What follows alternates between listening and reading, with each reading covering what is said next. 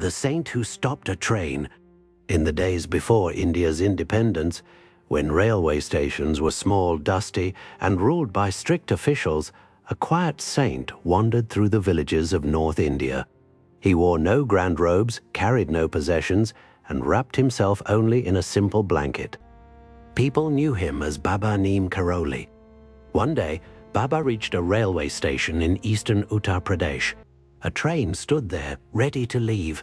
Without asking anyone, without carrying a ticket, Baba quietly entered a coach and sat down in an upper-class compartment. After some time, the train began moving. A traveling ticket examiner entered the compartment and saw this rustic-looking sadhu sitting silently. The examiner asked for a ticket. Baba looked at him once but said nothing. The examiner asked again, this time more sternly. Baba simply showed his empty hands. The officer became angry. To him, this was a rule being broken. At the next small station, he ordered Baba to get down from the train. Baba obeyed without protest.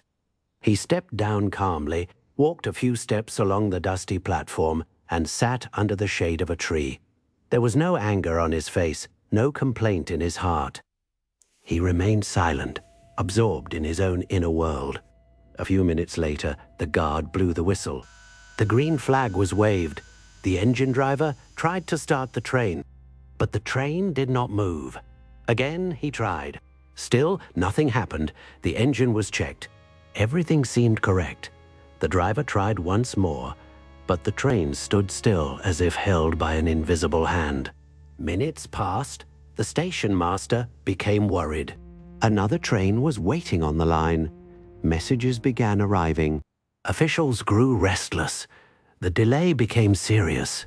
Then, one humble railway worker slowly came forward, pointing toward Baba sitting under the tree. He said, "This has happened because the holy man was insulted. Until forgiveness is asked from him, the train will not move." At first, the officials refused to believe it. But as time passed and every mechanical effort failed, their pride began to melt. Finally, the guard, the driver, and the railway staff walked toward Baba. With folded hands, they apologized for their rudeness. They requested him to bless the train and continue his journey. Baba looked at them with compassion. There was no anger in him, no desire to punish, only the quiet kindness of a saint. He said gently, "All right. Chalo, I shall come." Baba rose, returned to the train, and sat inside. The very moment he entered, the engine gave a jerk. The train began to move as if nothing had ever happened. The people at the station watched in awe. Some folded their hands. Some whispered his name. Some realized that the one they had treated as an ordinary traveler was no ordinary being. From that day, no railway officer dared to stop Baba Neem Karoli from traveling wherever he wished.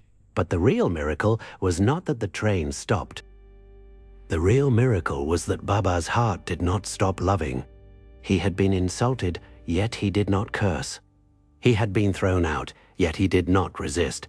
He had been disrespected, yet he forgave instantly. Such is the power of a true saint. The world sees miracles in moving trains, multiplying fruits, or knowing events from far away. But devotees see the greatest miracle in a heart that remains full of compassion even when insulted. Baba Neem Karoli taught without long speeches. His silence became a scripture. His blanket became a symbol of simplicity. His glance became a blessing. And his life reminded the world that when divine grace walks on earth, even iron engines must bow before it. Baba did not need a ticket to travel, because he belonged not to one place, one station, or one path. He belonged to every heart that called upon him with faith. Jai Neem Karoli Baba.